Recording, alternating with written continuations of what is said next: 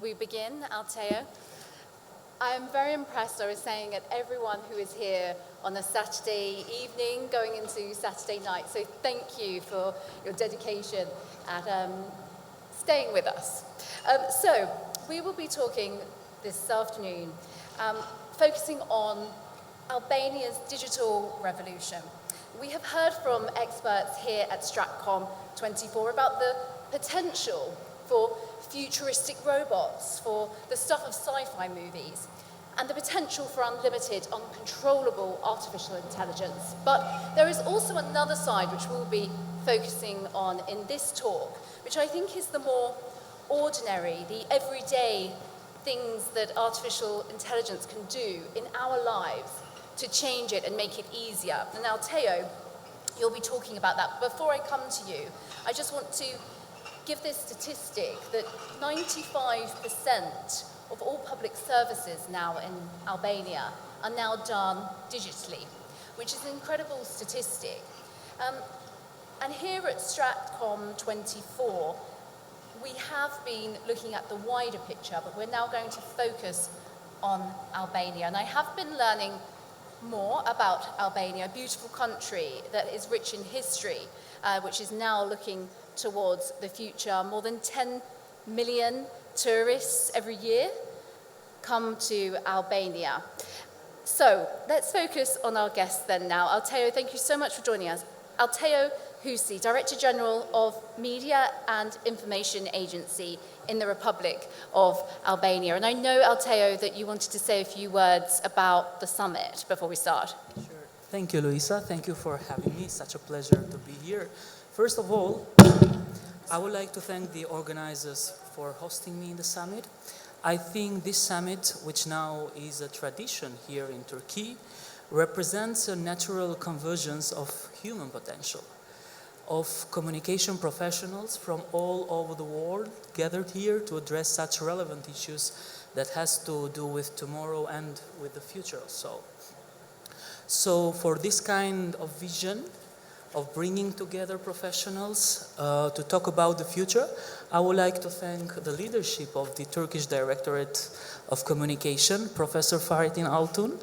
So please guys, a standing ovation for Professor Fahrettin Altun and his team for doing such an incredible job in such short time. That's really amazing and impressive. So coming back to Albania. Albania has been going through a real digital revolution regarding the public services. I would like to show you some images from Albania a decade ago. This was the situation a decade ago where people had to wait in long queues just to receive basic services like a birth certificate in state offices, hoping to overcome bureaucratic obstacles through small bribes under the jacket. Now the situation has completely changed. The panorama is completely different because, as our moderator mentioned, 95% of the public services are exclusively offered online through a unique digital platform called eAlbania. I think the second photo can show the eAlbania platform, where citizens interact with a digital platform to receive their services. And now, this year, we had this new technological option called the virtual assistant, AI assistant. It offers in real-time solution for our citizens asking for services in different areas of the governance.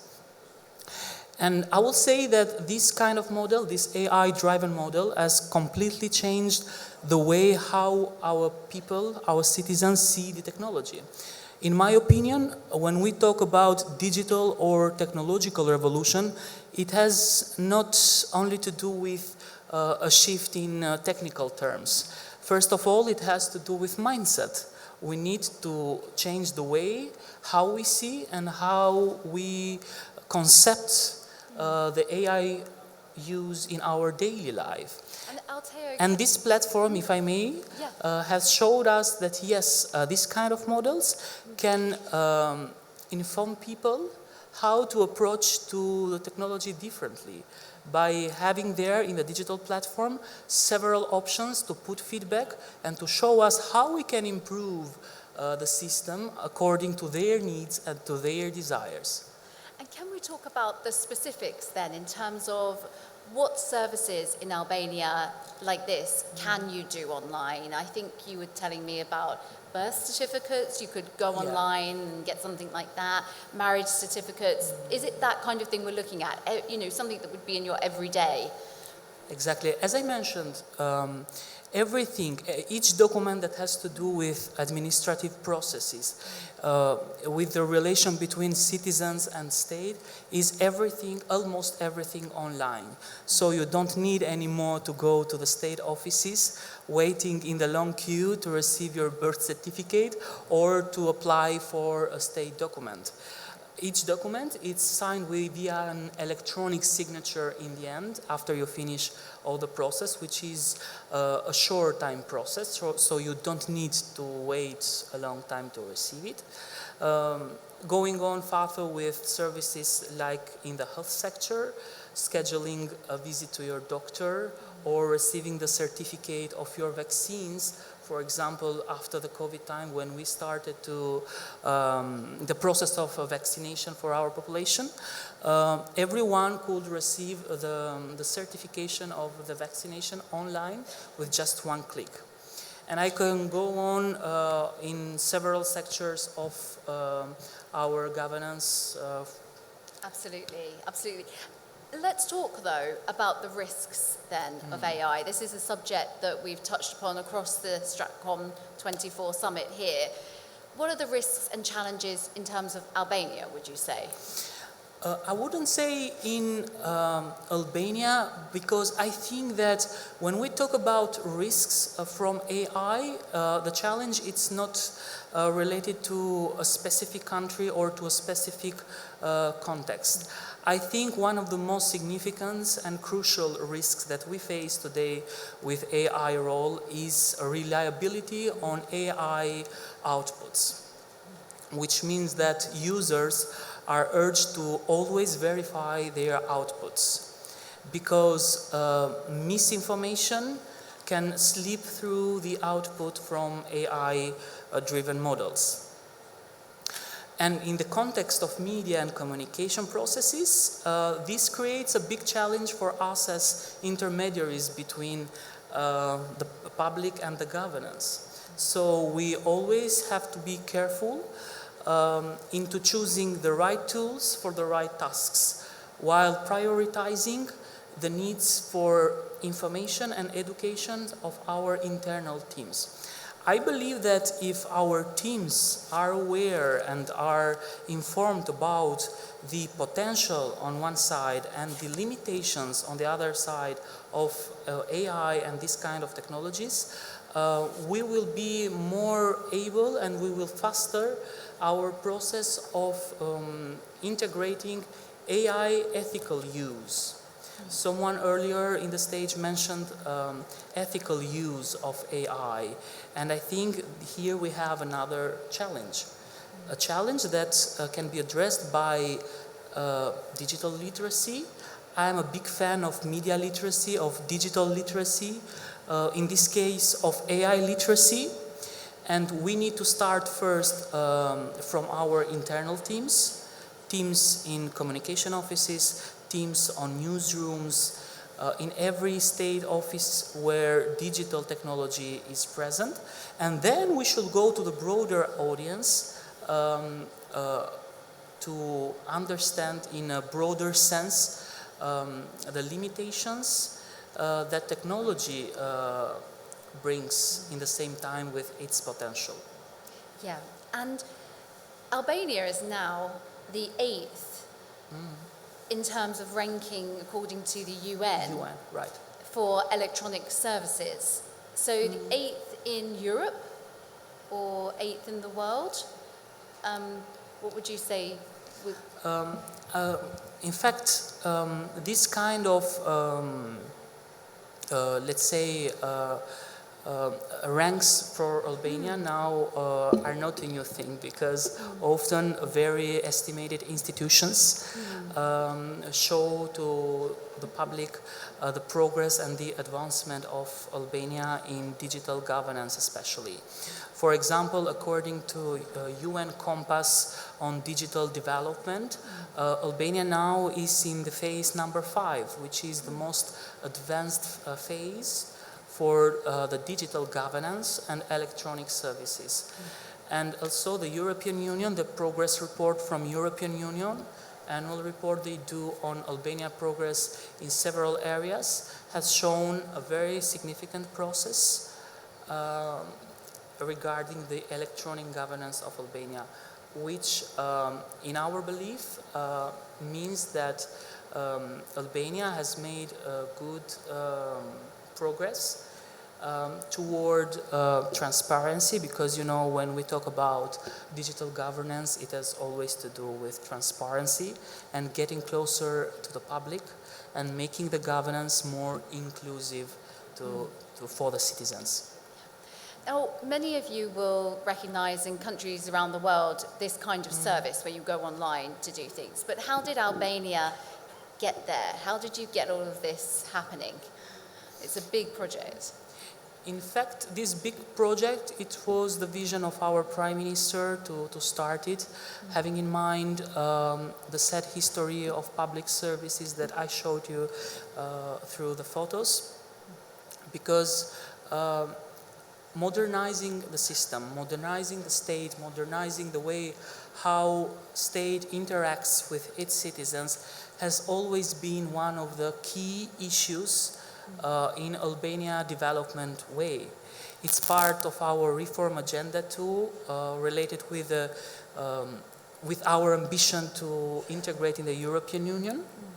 And that's why we needed to open a new chapter on that way. But this system I showed you, it's not the only one, to be honest. Now we are working on implementing a very, very important AI project in public service. For example, in the system of public procurements, we will have no anymore commissions where people have to check every procedure, every tender criteria, etc. But all the process will be done via AI model in order to raise transparency and, of course, to reduce financial and administrative costs. Another very important project on AI field in Albania is translation of all the legal package of EU acquis, so we can transpose it into our national legal framework. This is a process that done manually, it's really stressful for the experts. So this is transcribing. Exactly. Imagine having a team of experts and translators translating all the EU laws that needs to be transposed into the national law. That will be a really, really stressful thing to do. All this process will be done through AI system that we are currently developing into. So it cuts the time down. Exactly. Yeah. It cuts the time down, it raises transparency into the process, and of course it reduces administrative costs. Yeah, so instead of somebody typing out all of these everything that they have heard from these meetings, hours and hours of transcribing, this would just be done through artificial intelligence. But we were also talking about the fact that with that becomes some risk, because people are worried about their jobs, of course, and there are some manual jobs that people are worried about. But you said that there's some opportunity there because it moves humankind forward. Yeah, that's an interesting question. Often people ask, well, people will lose their job through AI. I don't think so. I think, in my opinion, AI came to amplify human intelligence. I don't think artificial intelligence will eliminate human intelligence. I think it will amplify it, in the sense that human potential will be always there to check for the possible errors or things that are not going well. So technology is here to foster our efforts in advancement of key processes like Albania is having now, for example, the EU integration processes. But of course, there have been risks and there have been cyber attacks on Albania. So 2 years ago, there was a cyber attack on systems, on technology that was blamed on Iran. And there was evidence there, wasn't there, that Iran was behind that cyber attack. So could you tell us a little bit about that, just briefly what that kind of cyber attack was, and then how you deal with those kinds of risks? In fact, it was the largest massive cyber attack toward our electronic governance system. The attackers, the main goal of them was to completely destroy the entire electronic system, to steal our data, but they didn't reach their goal. And this happened because of two main reasons. First of all, because we already have a strong built system that could afford that kind of attack. The second, we had the institutional architectural bodies to address such issues. We have the leading institution that deals with public services, electronic public services, called National Agency of the Information Society. And the second, we have the National Agency for Cybersecurity that closely work with various organizations like Microsoft, the tech giant Google. And in this case, we went through an investigation with help of US Department of State and the FBI. The cyber attack only affected 10% of the entire system. Okay.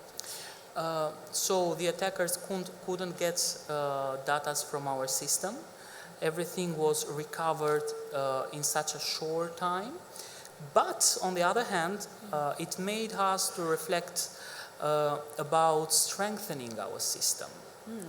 And since then, we have been working hard on how to build multiple layers of cybersecurity. And the most important policy or strategy in these terms is zero trust policy. We are the only country in the Balkans implementing the zero trust policy or zero trust strategy, which means never trust, always verify in simple words. That urges any users to get verified, authenticated first, before getting connected to any electronic system in the public area. And what do you mean by verified, would you say? For anyone who's not quite sure, is that when you're on a computer and it comes up and you have to sort of... Exactly. For example, if you are a state employee working in the communication area, you are part of a network that has been built through the expertise of Microsoft.